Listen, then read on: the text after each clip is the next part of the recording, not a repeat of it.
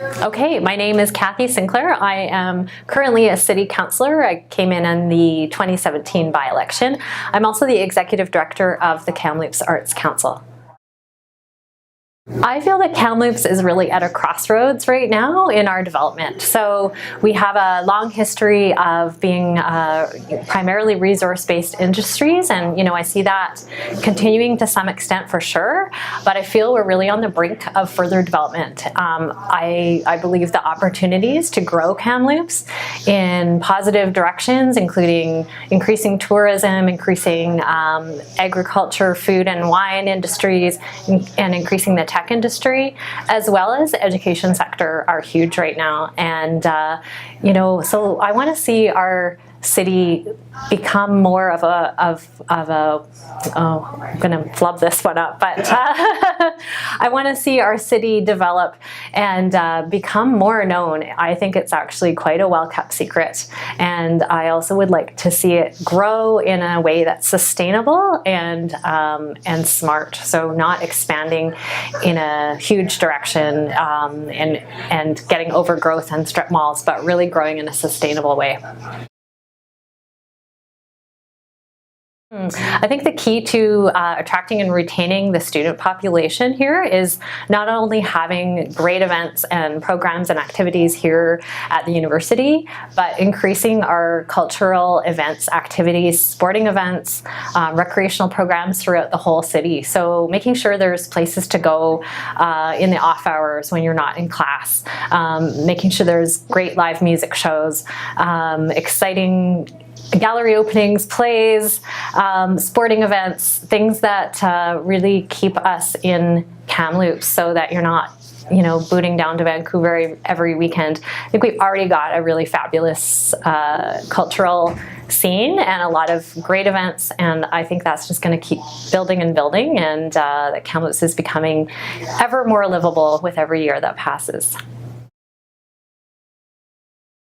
Well, I know there's a bit of a parking issue here at TRU, and I think that's going to come under even more tension as more developments happen around the university, including some of the new housing developments that are happening. So I think the bus system is number one. We've had some great leaps forward with our transit system over the past year. We've had an increase in transit hours. We've now got a bus system going out to the reservation, which is awesome, the number 18 Mount Paul, and we also have Next Ride, so that's helping people plan their routes more. They're going to know real time when the buses are actually arriving. So I'd love to see the transit system take off more in Kamloops. I think until it becomes less convenient to drive, more convenient to take transit, and that becomes a really much more efficient and effective way of getting around.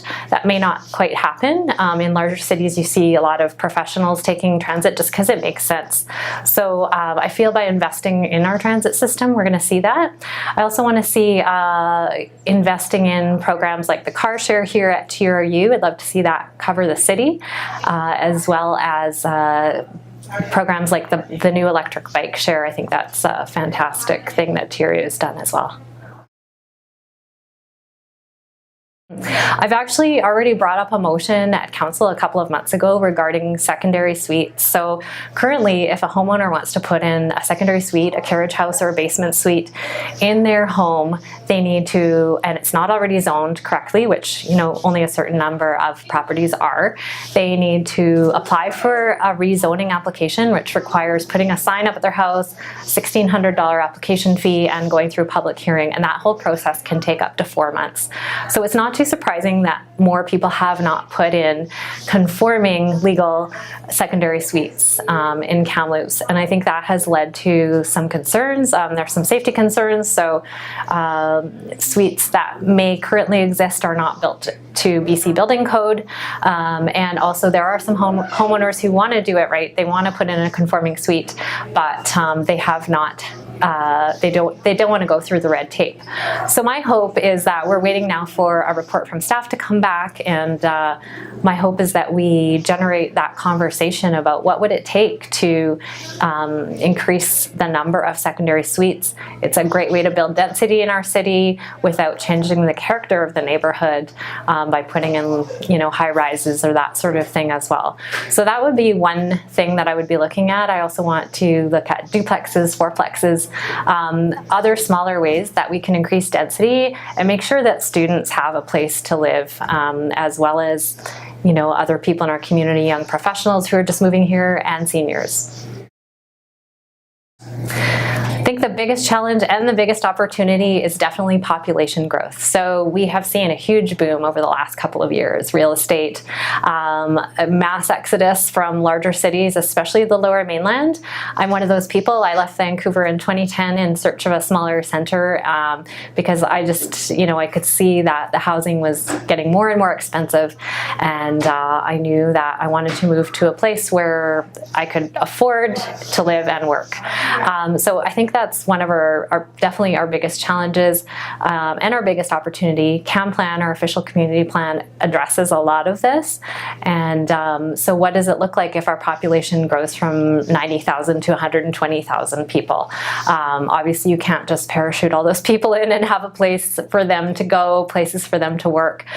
So this growth has to be well thought out. It has to be carefully managed and planned. And I do believe we can be intentional about that. Well, getting elected to City Council was probably my biggest, proudest professional achievement so far. I didn't expect to get elected. I didn't expect to run, but it's been just a real joy to serve the community in this way, and it's something that I'm passionate about continuing.